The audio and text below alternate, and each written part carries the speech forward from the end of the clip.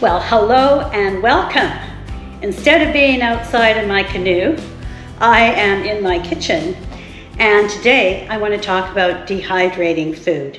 When I go in the canoe and I'm only gone for a day or two, then I don't need to dehydrate food. But if I was going for longer, and certainly when I go backpacking, I definitely like to carry dehydrated food. The main thing, of course, is because it's so much lighter and it's preserved. And you can carry very tasty food that you've made at home in a dehydrated form and really enjoy a home-cooked meal while you're away. So why do I go to the trouble of doing this? First, off the top, it's the cost. To buy dehydrated or freeze-dried food from a hiking store or online is usually pretty expensive. The second reason I do this is because of the portion size. As I am not a very big person and I'm also getting older, even being outdoors, my appetite is not quite what it used to be. And I find some of the packages have too much food in them for me. That may not be the case for you at all, but this is another reason why I do it. So I can proportion the food out in a size that really works for me. The third reason is I like to know what I'm eating. I think most freeze-dried and dehydrated foods are perfectly safe and good for you, but I like to know what I'm eating. I like to put in my own fresh vegetables and whatever protein I'm using and whatever sauces. I like to know what's gone into that for the most part. But I'm not above using some packaged food for sure. You can go to the grocery store and find all kinds of things that are already dehydrated for you. A simple example is mashed potatoes.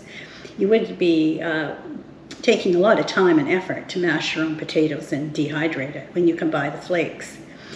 These are some of the things that I commonly use. I'll buy spaghetti sauce and dehydrate that. You can buy dried cheeses. This is an example of a sauce for chicken. It's a mango curry. I buy tinned beans often, vegetables that are either tinned or frozen. I dehydrate pasta, rice. There's a number of things that, even though they're dry in themselves, the cook time is greatly reduced if you pre-cook them and then dehydrate them. And when you're looking at saving fuel, because you don't want to carry it, all of those factors are important. I also will use things like these mixes. This one is a fajita seasoning mix and a taco mix. I usually make my own chili mix, but you can get chili mix too. Preparing food for dehydrating doesn't have to be a whole lot of work. I usually make my own chili, but I did try an experiment to see how this would work. I bought a tin of stag chili and I dehydrated it, and it worked absolutely fine. So I thought I would try pork and beans. I bought some bush beans. This one is a vegetarian one. And I dehydrated the beans. And the difference is that this tin weighs 1 pound, 3 ounces. And this little bag weighs 4.6 ounces. But this is what dehydrating can do for you. Plus, it's so easy to pack. The dehydrator that I use is not a super expensive one. And my daughter-in-law and son bought this one. And it's not really big, but it's certainly adequate for what I'm doing. I'm not cooking for large groups. And this has 4 trays. You can put the food right onto the tray itself, or if you've got sauces and liquid things, or very small things like peas, you put them on these plastic trays and put them in the dehydrator. It even says on the top, what temperature to do various foods with. I have been busy in the last few days dehydrating some food in preparation for this summer's backpacking trips. So I actually started dehydrating food in the winter. Where I live, sometimes they put bags of sweet peppers on sale. And so I might buy a bag at a good price and don't get quite through all of those peppers before they start to get that wrinkled look. And if I'm not making stews or something that I can throw them into, I've been cutting them up and gradually adding them to this bag after they've been dehydrated. I've got yellow and orange and red peppers in here. So I have plenty of dehydrated peppers already, which I just did over the winter. The same is true for some mushrooms, which are getting wrinkly. I would just dehydrate them and add them to the bag. I've got green onions, and I also did some tomatoes and a bit of leftover tomato sauce.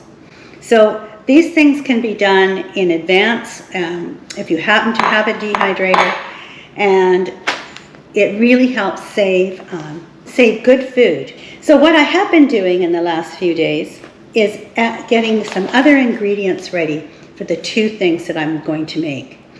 I'm going to make ground beef fajitas, and I'm also trying a new recipe totally, and it's for a pulled chicken. And I had one of those seasoning packages that somebody had gifted to me. So I started it off in the slow cooker 2 days ago. It simmered away for 6 hours, and then I pulled it all apart, and it tasted and smelled absolutely delicious. So I've dehydrated that, and here is quite a good lot of pulled chicken already dehydrated. I also dehydrated some peas to go with that, and I also have some rice which I've dehydrated. So these things, plus a few peppers and maybe a few mushrooms, are going to go into making that one meal. The other thing that I worked on was the fajitas, and so I used ground beef, and I used one of those seasoning mixes for this. One thing I learned recently is that when you do ground beef, once it's been cooked, before you put the seasoning on it, you should run it under hot water in a sieve to make sure that you wash off as much fat as possible. I didn't know that. I did used to pat some of the grease off of the meat, but running it under the hot water did really take a lot of the oils away, the fat. And that's the fat that can go rancid and really inhibit your ability to keep this for longer. So for the fajitas, I'm going to be putting in some tomatoes, some peppers, and some green onions, which I have from the winter. And I also dehydrated some Parmesan cheese. I did that last year when I made a pasta dish, and it worked fine. And then when I rehydrated it, it was that nice, sticky cheese in there, and it really smelled good. So I'm just going to put those together. I'll show you how I'm going to do that. So there's the pulled chicken with rice, peppers, mushrooms, and some peas. So now we'll look at the fajitas. I pan-fried the ground beef, and then I rinsed it thoroughly under hot water, as I mentioned earlier, and then I stirred in the seasoning mix, and then dehydrated it. What I'm going to add to the mix here is, I think there's enough in here I think it will make at least 4 fajitas, and I probably might eat 2. So I'm going to divide this in half and make a couple of bags and add these other things in.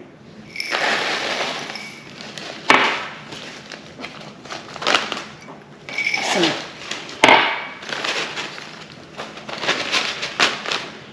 again, these wonderful peppers.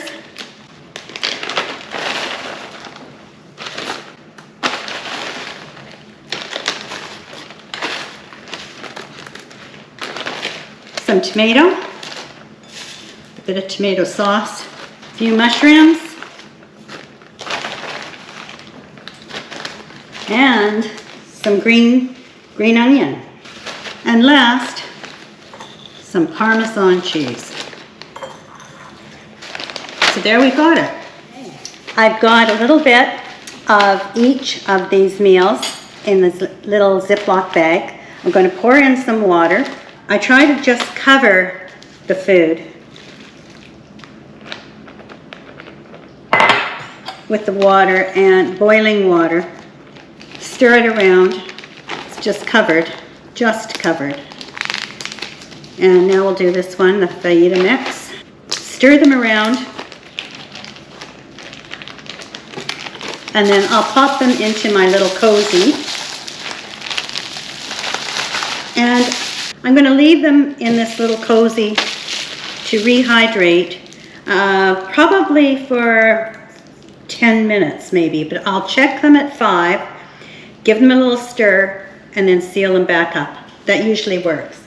There is no reason why you can't do all kinds of things this way. Spaghetti works. Spaghetti and meat sauce, again, with the hamburger or whatever kind of protein you want to use. I try to use smaller pasta, either the thinner noodles or the spaghetti, something that's not too thick. I know people do mac and cheese, and what I've done when I've used bigger macaroni is that I have just taken a rubber hammer to them and broke them up. And that seems to have really helped too. Then I cook them and then I dehydrate them. Okay, there goes the timer. This is for 5 minutes. So we'll check it and see what we've got.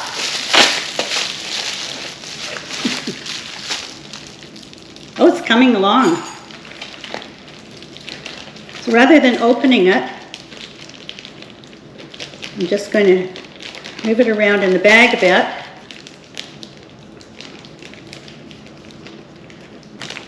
Put it back in for another 5 minutes.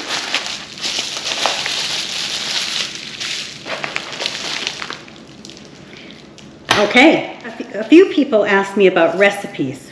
And as you can see, these aren't measured recipes. They're just kind of what I think and what I think I might like, and proportionately pretty good, I think. But nonetheless, it's imperfect, my way of doing things in the cooking department.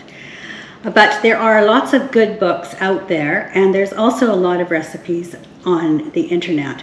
But I really think, make something that you already know how to make, and just, you see, cut things up smaller. I wanted to share this book with you. I'm not promoting it in any monetized way.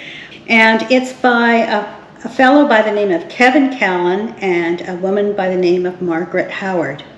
Callan is a really well-known paddler in Canada. He primarily has written books on many of the parks and lakes in Ontario, the province of Ontario.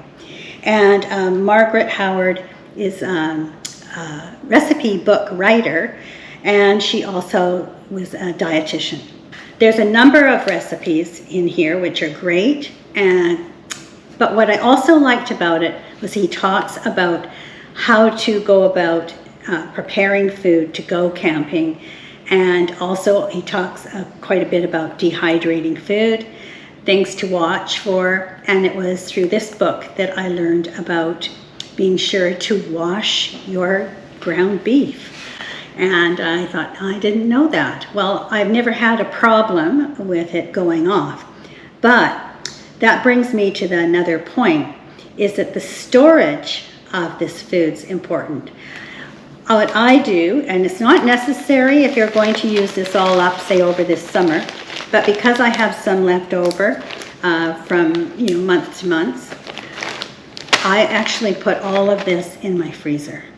I get a larger, these are freezer bags, I get a larger freezer bag, and I put them all in that big bag, and then I put that into the freezer.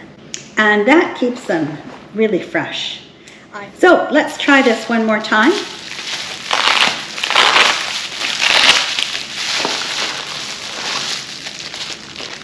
Oh, that looks, I would say that I put just a titch too much water in with the fajita one. But I would say the one for the pulled chicken is looking pretty darn good. So, I want to test taste. Oh yeah, that looks pretty nice. It's a little bit, could done with a tiny bit less water, but it's good. So, here we go.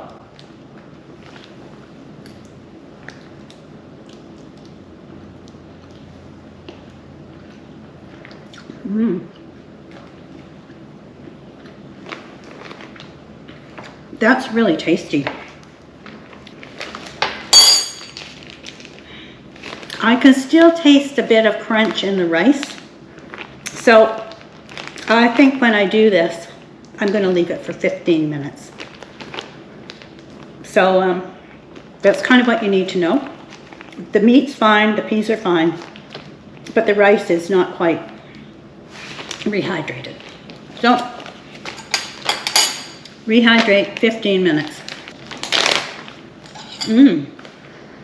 This smells really good. So this one is the fajita, a little less water. Not much, but a little bit less because you're going to put that in on a tortilla. Although I guess you can drain it off, but you know, you don't want to be draining food all around your campsite. So less water. That's really, really good. I think it's that fajita mix, really. Now there's something in there that's just a little bit chewy yet too. So I think they're both fine. Go a little lighter on the water and a little bit longer in the soak. So I think 12 to 15 minutes, but it's certainly edible. Yeah, I think it's the peppers in that one. Anyway, live and learn, right? So this is why I like to test it out before I take it out. Well, thank you very much for watching, and I hope that this little sharing of how I go about doing my dehydrated food is of some help to you. I know a lot of people were interested in knowing how I did this. As you can see, it's pretty straightforward. The biggest time is in the dehydrator, and because I don't try to do it all at once, I do things over time when I have get a good price on something, and then I'll put it in the dehydrator, and then I've got it for when I'm going to do some dinners. And I'll look forward to seeing you outside doing something next time. So thank you, and I'll look forward to seeing you in the great outdoors. Bye for now.